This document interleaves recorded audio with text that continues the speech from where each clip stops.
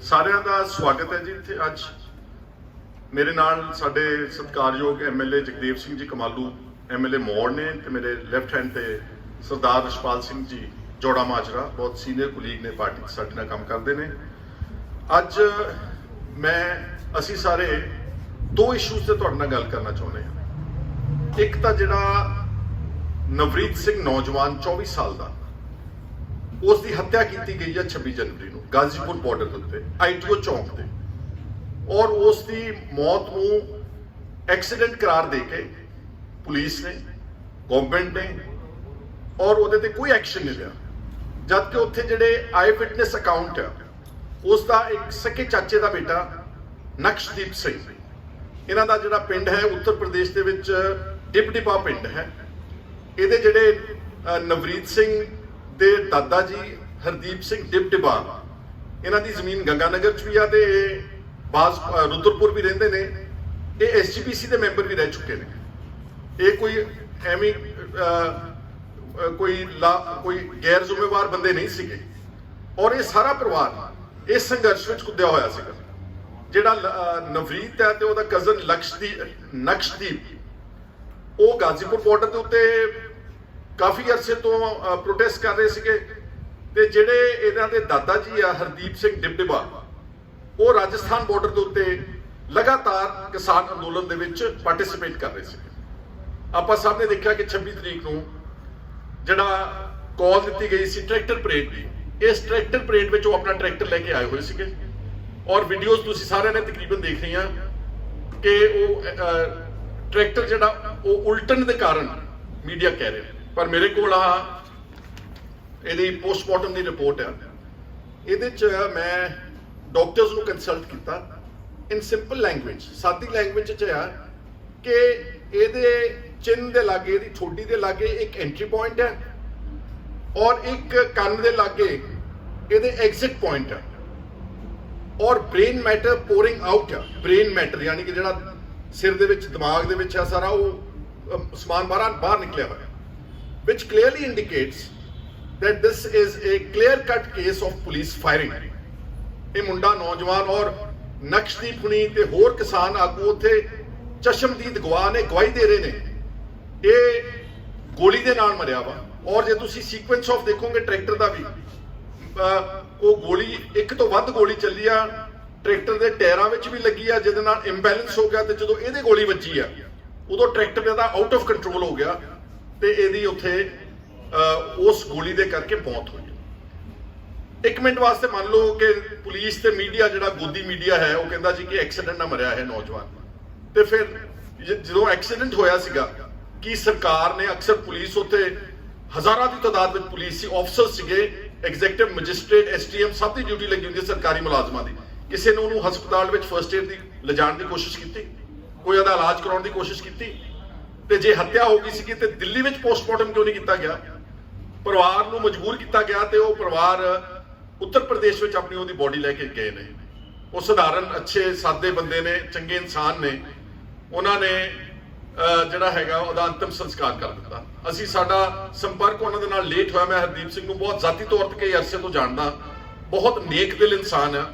ਔਰ ਉੱਥੇ ਮੈਂ ਜਦੋਂ ਲੀਡਰ ਆਫ ਆਪੋਜੀਸ਼ਨ ਸੀਗਾ, ਜਦੋਂ ਅਸੀਂ ਜ਼ਹਿਰੀਲੇ ਇੰਡਸਟਰੀਅਲ ਪੋਲਿਊਟਿਡ ਵਾਟਰਸ, ਖਾਸ ਤੌਰ ਤੇ ਬੁੱਢੇ ਨਾਲੇ ਦਾ ਇਸ਼ੂ ਚੱਕਿਆ ਸੀਗਾ, ਜਿਹਦੇ ਕਰਕੇ ਅਸੀਂ ਕਹਿੰਦੇ ਸੀ ਕਿ ਪੰਜਾਬ ਦੇ ਜਿਹੜੇ ਸਦਰਨ ਡਿਸਟ੍ਰਿਕਟਸ ਨੇ, ਮਾਲਵਾ ਰੀਜਨ ਹੈ, ਇਹਦੇ ਵਿੱਚ ਬਹੁਤ ਵੱਡੇ ਪੱਧਰ ਤੇ ਕੈਂਸਰ ਫੈਲ ਰਿਹਾ ਵਾ, ਤੇ ਕੈਂਸਰ ਟ੍ਰੇਨ ਜਾਂਦੀ ਆ ਬਠਿੰਡੇ ਤੋਂ ਲੈ ਕੇ ਬੀਕਾਨੇਰ ਨੂੰ। ਤੇ ਉਦੋਂ ਹਰਦੀਪ ਸਿੰਘ ਡਿਪਟੀਪਾ ਨੇ ਮੈਨੂੰ ਗੰਗਾਨਗਰ ਤੋਂ ਕਾਲ ਕਰਕੇ ਉੱਥੇ ਇਨਵਾਈਟ ਕੀਤਾ ਸੀਗਾ। ਉਹ ਕਹਿੰਦਾ ਜੀ ਜੇ ਤੁਸੀਂ ਗੰਗਾਨਗਰ ਦਾ ਪਾਣੀ ਦੇਖ ਲਓਗੇ ਆਣ ਕੇ, ਉਹ ਬੁੱਢੇ ਨਾਲੋਂ ਵੀ ਜ਼ਿਆਦਾ ਜ਼ਹਿਰੀਲਾ ਵਾ, ਕਿਉਂਕਿ ਉੱਥੇ ਵੀ ਕੈਂਸਰ ਦੇ ਨਾਲ ਲੋਕਾਂ ਦੀਆਂ ਮੌਤਾਂ ਹੋ ਰਹੀਆਂ।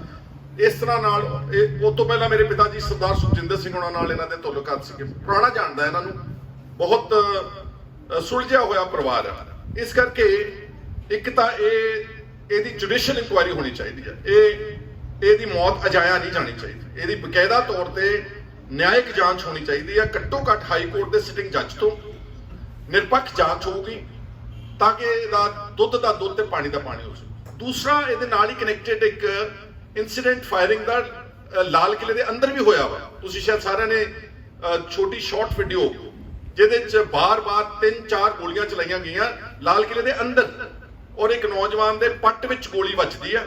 ਉਸ ਨੂੰ ਉਹਦੇ ਨਾਲ ਦੇ ਸਾਥੀ ਉਸੇ ਵੇਲੇ ਇਮੀਡੀਏਟਲੀ ਉਹਦੇ ਪੱਟ ਨੂੰ ਬਹੁਤ ਜ਼ੋਰ ਦੇ ਕੱਪੜਾ ਲੈ ਕੇ ਤੇ ਉਹਨੂੰ ਬਹੁਤ ਜ਼ੋਰ ਨਾਲ ਬੰਨ੍ਹਦੇ ਤਾਂ ਕਿ ਇਹਦਾ ਖੂਨ ਨਾ ਵਗ ਜਾਵੇ।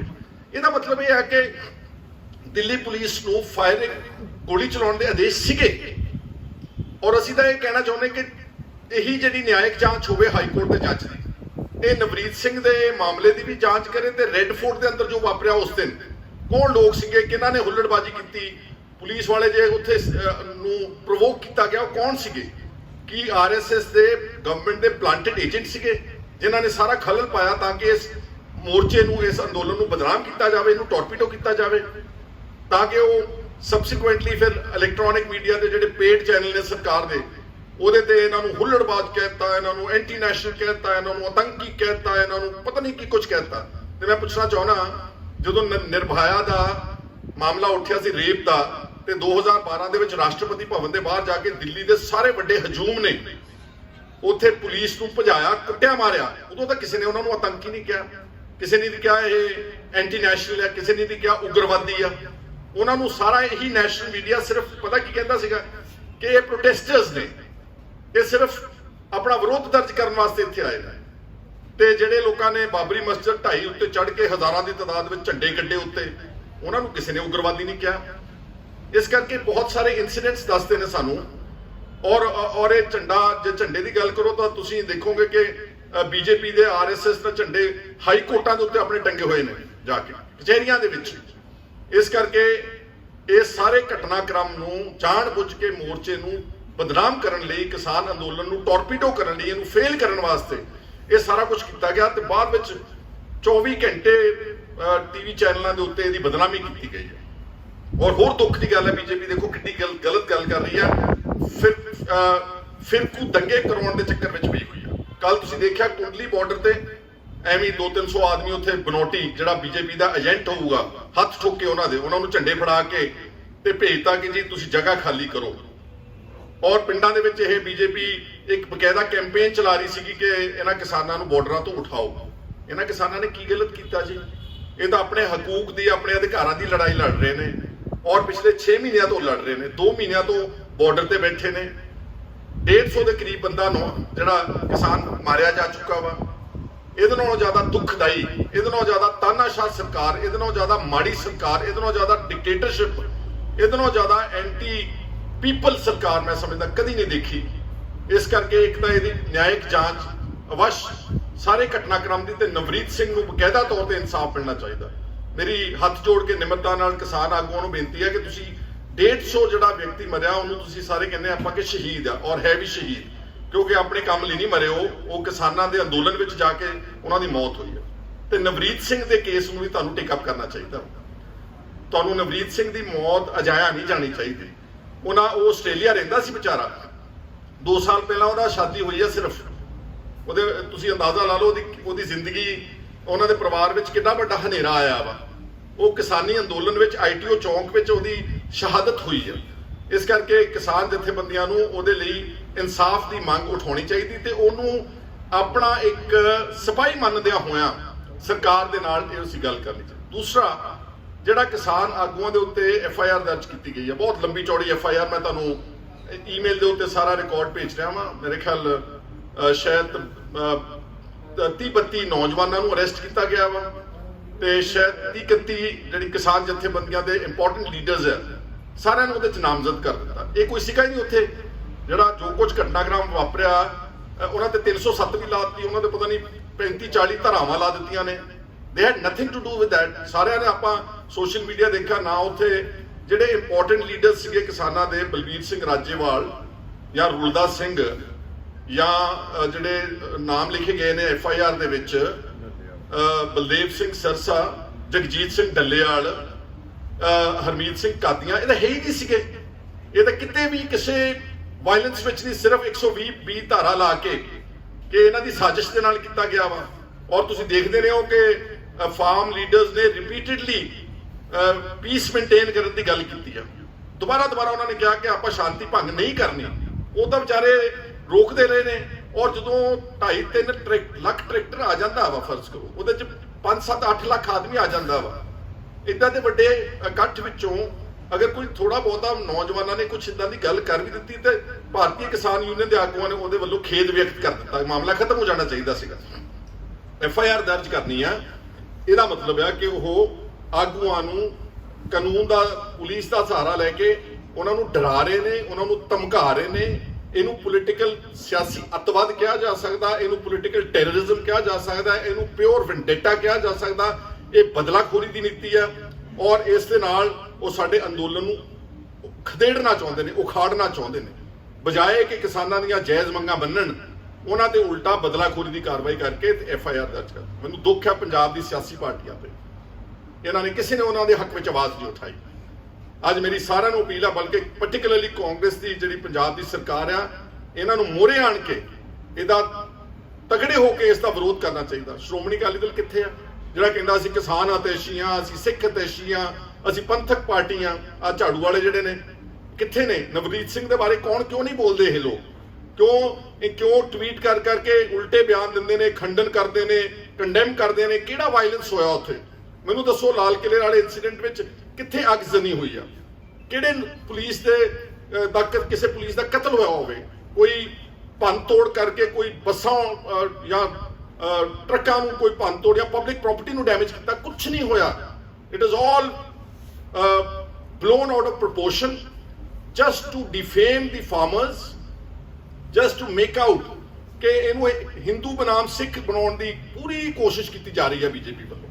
ਜਦ ਕਿ ਮੈਂ ਧੰਨਵਾਦ ਕਰਦਾ ਰਕੇਸ਼ ਟਕੈਤ ਦਾ, ਜੋਧਾ ਬੰਦਾ ਵਾ, ਜਿਸ ਨੇ ਕਿਹਾ ਕਿ ਕੱਲ ਮੈਂ ਗੋਲੀਆਂ ਮਾਰ ਲਓ ਤੇ ਭਾਵਾਂ ਮਾਰ ਲਓ ਤੁਸੀਂ ਲਾਠੀਆਂ, ਅਸੀਂ ਇੱਥੋਂ ਨਹੀਂ ਉੱਠ ਕੇ ਜਾਵਾਂਗੇ। ਔਰ ਰਾਤੋਂ ਰਾਤ ਹਜ਼ਾਰਾਂ ਟਰੈਕਟਰ ਜਿਹੜੇ ਉੱਤਰ ਪ੍ਰਦੇਸ਼ ਦੇ ਪਿੰਡਾਂ ਦੇ ਵਿੱਚੋਂ ਗਾਜ਼ੀਪੁਰ ਬਾਰਡਰ ਦੁਬਾਰਾ ਪਹੁੰਚ ਗਏ ਨੇ। ਮੇਰਾ ਸਲੂਟ ਆ ਰਕੇਸ਼ ਟਕੈਤ ਨੂੰ। ਔਰ ਉਸਨੇ ਕਿਹਾ ਵਾ ਕਿ ਜੇ ਮਾੜੀ ਮੋਟੀ ਕੋਈ ਇਨਸੀਡੈਂਟ ਹੋ ਗਿਆ, ਤੁਸੀਂ ਐਡੇ ਵੱਡੇ ਪੱਧਰ ਦੇ ਉੱਤੇ ਜ਼ਿਆਦਤੀਆਂ ਲੋਕਾਂ ਦੇ ਨਾਲ ਨਾ ਕਰੋ। ਮੇਰੀ ਰਕੇਸ਼ ਟਕੈਤ ਨੂੰ ਵੀ ਮੇਰੀ ਬੇਨਤੀ ਆ ਕਿ ਅਗਰ ਹੋ ਸਕੇ ਤੁਸੀਂ ਵਿਚਾਰ ਕਰੋ ਕਿ ਇਹ ਨੌਜਵਾਨ ਗਾਜ਼ੀਪੁਰ ਬਾਰਡਰ ਤੇ ਮਰਿਆ ਵਾ, ਇਹ ਅੰਦੋਲਨ ਕਰਕੇ ਮਰਿਆ ਹੈ, ਇਹਦਾ ਭੋਗ ਜਿਹੜਾ ਵਾ ਇਹਨੂੰ ਗਾਜ਼ੀਪੁਰ ਬਾਰਡਰ ਦੇ ਉੱਤੇ ਪਾਇਆ ਜਾਵੇ ਤੇ ਸਾਰਿਆਂ ਨੂੰ ਕਾਲ ਦਿੱਤੀ ਜਾਵੇ ਕਿ ਇਸ ਨੌਜਵਾਨ ਦੇ ਭੋਗ ਦੇ ਉੱਤੇ ਪਹੁੰਚੋ, ਤਾਂ ਕਿ ਆਪਾਂ ਉਸ ਨੂੰ ਸਹੀ ਸ਼ਰਧਾਂਜਲੀ ਜਿਹੜੀ ਦੇ ਸਕੀਏ। ਇਹਨਾਂ ਦੋ ਇਸ਼ੂਜ਼ ਦੇ ਉੱਤੇ ਅੱਜ ਅਸੀਂ ਸਭ ਨੇ ਰਲ ਕੇ ਇਹ ਤੁਹਾਡੇ ਇਸ ਮਾਧਿਅਮ ਦੇ ਵਿੱਚ ਲਿਆ ਕੇ ਗੱਲ ਕੀਤੀ ਆ। ਔਰ ਇੱਕ ਨਿਆਇਕ ਜਾਂਚ ਨਵਨੀਤ ਦੇ ਕਤਲ ਦੀ ਤੇ ਝੂਠੇ ਮੁਕੱਦਮੇ ਜਿਹੜੇ ਕਿਸਾਨਾਂ ਦੇ ਖਿਲਾਫ ਦਹਿਸ਼ਤਗਰਦੀ ਦੇ ਨਜ਼ਰੀਏ ਨਾਲ ਬਣਾਏ ਗਏ ਨੇ, ਗਵਰਨਮੈਂਟ ਨੂੰ ਇਹਨੂੰ ਤੁਰੰਤ ਰੱਦ ਕਰਨਾ ਚਾਹੀਦਾ। ਤੇ ਜਿੰਨੇ ਨੌਜਵਾਨ ਗ੍ਰਿਫਤਾਰ ਕੀਤੇ ਹੋਏ ਨੇ, ਸ਼ਾਇਦ ਮੋਗੇ ਦੇ ਆਲੇ ਦੁਆਲੇ ਦੇ ਕੁਝ ਪਿੰਡਾਂ ਦੇ 30-32 ਨੌਜਵਾਨ ਨੇ ਜੇਲ੍ਹ ਵਿੱਚ ਰੱਖੇ ਹੋਏ ਨੇ, ਉਹਨਾਂ ਨੂੰ ਜਿੰਨੀ ਜਲਦੀ ਹੋ ਸਕੇ ਰਿਹਾ ਕਰਕੇ ਕਿਸਾਨਾਂ ਦੀਆਂ ਜਾਇਜ਼ ਮੰਗਾਂ ਮੰਨਦਿਆਂ ਹੋਇਆਂ ਇਸ ਅੰਦੋਲਨ ਨੂੰ ਸ਼ਾਂਤਮਈ ਢੰਗ ਦੇ ਨਾਲ ਸਮਾਪਤ ਕਰਾਉਣ ਵਿੱਚ ਸਰਕਾਰ ਨੂੰ ਰੋਲ ਅਦਾ ਕਰਨਾ ਚਾਹੀਦਾ। ਸਰਕਾਰ ਤਾਂ ਵਿਲਨ ਬਣ ਗਈ ਹੈ, ਸਰਕਾਰ ਤਾਂ ਫੁੱਟ ਪਵਾਉਣ ਚਲੀ ਗਈ ਹੈ, ਆਪਣੇ ਲੋਕਾਂ ਨੂੰ ਲੜਾਉਣ ਤੇ ਚਲੀ ਗਈ ਹੈ।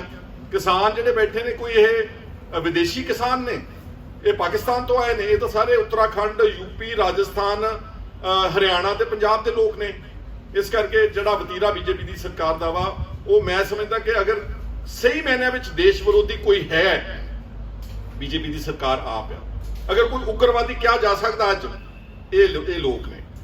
ਅਗਰ ਕੋਈ ਐਂਟੀ ਨੈਸ਼ਨਲ ਕਿਹਾ ਜਾ ਸਕਦਾ, ਤੇ ਬੀਜੇਪੀ ਦੀ ਸਰਕਾਰ ਐਂਟੀ ਨੈਸ਼ਨਲ ਕੰਮ ਕਰ ਰਹੀ, ਦੇਸ਼ ਨੂੰ ਕਮਜ਼ੋਰ ਕਰ ਰਹੀ ਆ। ਇਹ ਦੇਸ਼ ਨੂੰ ਤੋੜਨ ਵਾਲੇ ਪਾਸੇ ਲੈ ਕੇ ਜਾ ਰਹੇ, ਜੋੜਨ ਵਾਲੇ ਪਾਸੇ ਲੈ ਕੇ ਨਹੀਂ ਜਾ ਰਹੇ। ਇਹ ਸਾਡੀ ਅੱਜ ਦਾ ਏਜੰਡਾ ਸੀ। ਧੰਨਵਾਦ ਜੀ।